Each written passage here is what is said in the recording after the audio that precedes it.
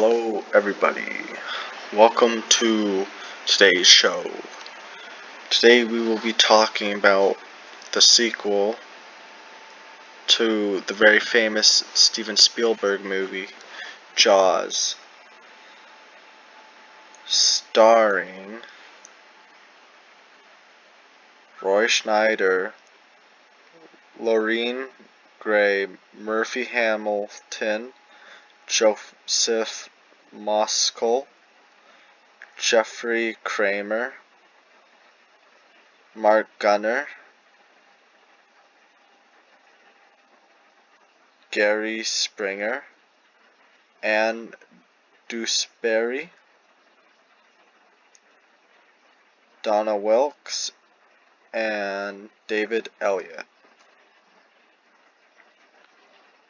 Jaws 2 is an interesting movie, considering, because most people were just fine with the original.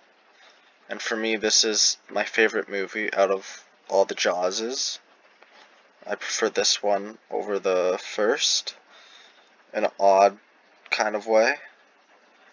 The plot of Jaws 2, in a short little summary, is another shark has come back to Amity, and this time the kids are the main target, it seems, for the shark. And so it's up to Chief Brody to stop it again before anyone else dies. So the thing about this movie that's really a bit odd and a little funny is that this wasn't pushed by the fans, but by the studio and producers from the original. They were afraid about other film industries or the markets that they were gonna come in and do a Jaws 2 that's unofficial, which is kind of ironic because a few years later we got Cruel Jaws, which used footage from the series. And so that's kind of why Jaws 2 came to be.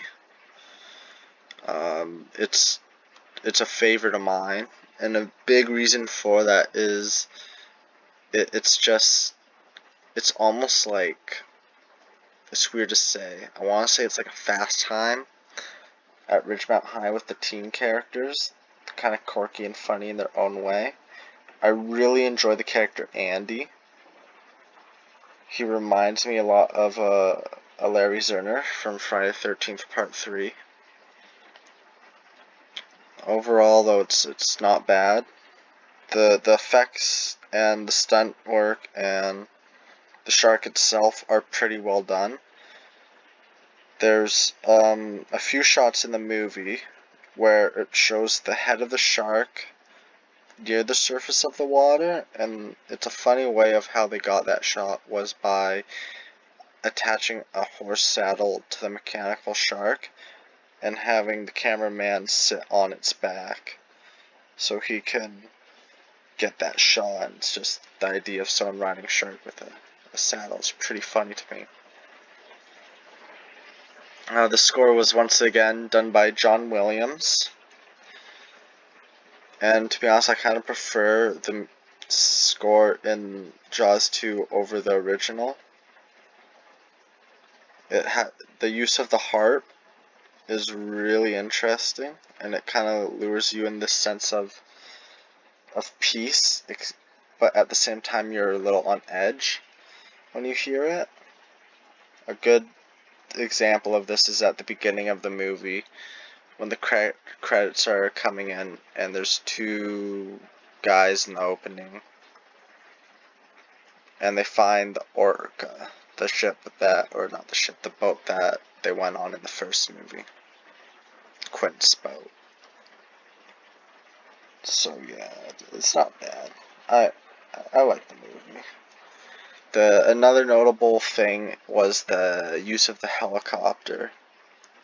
So around the last quarter of the movie, a helicopter comes in to try and help the kids out after they float off to sea. And of course, the shark comes up and gets the helicopter. There was also a deleted scene showing what happened to the pilot under the water, but they cut it from the movie, which is interesting for a sequel. It has a runtime of an hour and 56 minutes, which is a little crazy. Also a little not, considering that the first was 2 hours and 4 minutes.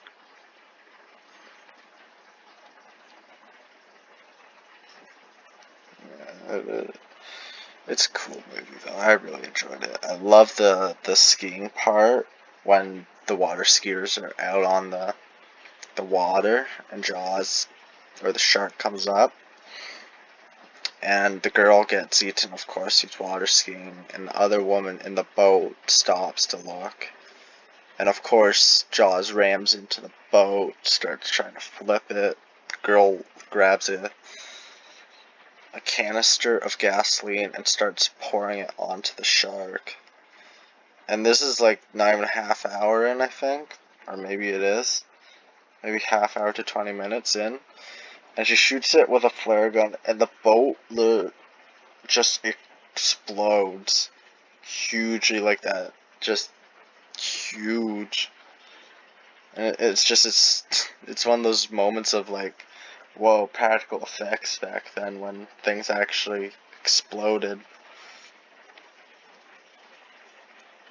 That was a good scene. Another one is a really suspenseful one that gets me scared every time, is when Chief Brody sees driftwood in the water, and he stops on the beach and looks at it, and it's like it's not too deep, but it's deep enough where it's up to your waist, and he's just kind of like, okay, I gotta go into the water and gotta do my job. So it's a little funny because you see him take his socks and shoes off. He goes into the water, and it's like you know it's coming, but you don't know what's coming. And it when he flips it over, it's the burnt body of the woman in the boat. A lot of the characters are in the movie are pretty well developed. It doesn't really build a whole lot with the Brody family, except maybe the boys with Michael and Sean, because in the last movie they were young, and in this it's like I think it's either Sean or Michael. He's practically a teen, or supposed to be. Goes sailing with his friends, and there's a girl. It's overall great, and I don't know why, but I just love the performance that was given from the actor who played Andy. I just love it all about his character. A few good scenes is when they're on the dock and he sees that the blind date for Sean's there, and he's like, lucky. And then his reaction when Sean pushes him off his boat, like, yeah, we have room. It's when he tries to help the little brother out after Jaws attacks. It's a fun film because it's odd in a few ways, but it's interesting to me. I really like this premise of the kids that when they're out at sea and they have to hold out against Jaws, and they're just trying to stay calm. One of them prays to their religion and hopes that they'll be fine. Characters get mad at each other. Some be sarcastic and want to play charades. The practical effects in the movie, I would say, are pretty much on par with the first, but the shark is less hidden. It's more, you see the shark more in this than the original. He's coming up from the water, knocking over the boats, or it's just you see the mechanical shark much more. And the way they kill the shark is interesting. because the boat, or not the boats, the sailboats, since they end up drifting, they keep drifting and drifting and drifting. They finally hit this place called Cable Junction, and it's this weird little island of like that's connecting the power to the island. And the funny thing about the prop is it actually ended up floating out towards Cuba, and so the Coast Guard actually had to call the studio and let them know that, and they got it back, of course. And with the final confrontation at Cable Junction, it's like Jaws breaks through the bottom one, the sailboats, everyone falls into the water. Chief Brody's there. He crashes into the Cable Junction. Everyone swims to shore, and he learns this earlier in the movie, and it's a bit of foreshadowing, but a doctor came in at one point and told him that sharks are attracted to vibrations and the loud noises, which is interesting. I don't know if that's actually a thing, if sharks are attracted to vibrations on top of the water. I wouldn't be surprised if they were. But it's a cool little thing that these movies bring in about the sharks. It's like, oh yeah, sharks, they can smell this, or they do that.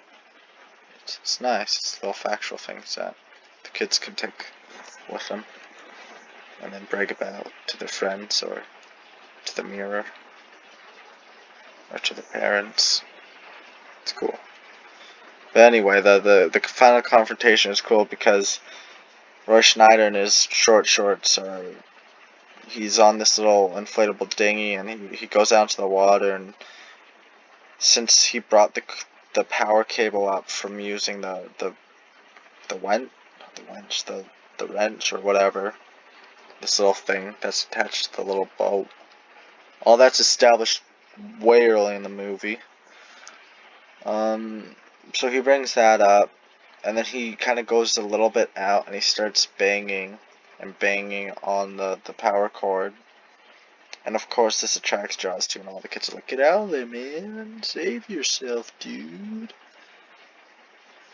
And Jaws 2 comes up and he bites straight onto the power cable, and he just gets lit up, and there's sparks, there's flames coming out of his eyes. It's a really cool end to the villain of Jaws there, the second movie, and I really enjoy it. I think a part of why I enjoy this movie a bit more than the original is it's not as scary. And I know it's like, oh well, that's the point Jaws it needs to be. It's a shark killing people. And I was like, yeah, I get that, but it's like, I don't know. It's just not my cup of tea. For the second one, has the action, the humor. The human villain in this isn't the mayor again, which is a little shocking for some. It's actually this weird kind of marketing guy, and he's like, oh gosh, we gotta keep the beaches open for some reason, because I don't think it's July 4th. I don't think that's the thing. It's just he's the marketing guy and he wants to keep stuff open for money. And so Larry the mayor, or is Larry the son? I don't know. There's too many Larrys in this movie, if you ask me. And this is a bit sad. I don't know why they would remove this scene, but it was another deleted scene where they go to take this vote on if they believe Martin Brody about the whole shark thing, because earlier he went onto the beach and started opening fire on a bunch of bluefish. And so they're taking a vote, and he's just he votes in Martin's favor, and he was the only one that did. Everyone else didn't, and they removed that scene, sadly. Also, yeah, it's nice that, like, I don't know, if it was me, I would have left it in, but I guess they thought or felt it was better off out, which is, you know, you do you, that's that industry. But yeah, no, overall I enjoy the movie. It's definitely one I would give it a thumbs up, a watch, and if you want a number, if you're a number person, I'd give the movie probably a 8 out of 10. That's how much I enjoyed it. It's a definitely a fun watch, and it's Jaws. It's Jaws with a huge explosion at the beginning, Jaws with a shocking death, and then it's people, kids, late 70s and on the water. Another funny thing I think about this movie is the kid from Christine is in it.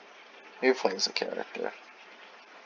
But yeah, overall I really liked this movie. Even more so than the original. I know that's very odd, but that's another discussion for whenever. And yeah, so thank you all for watching. I will be somewhere.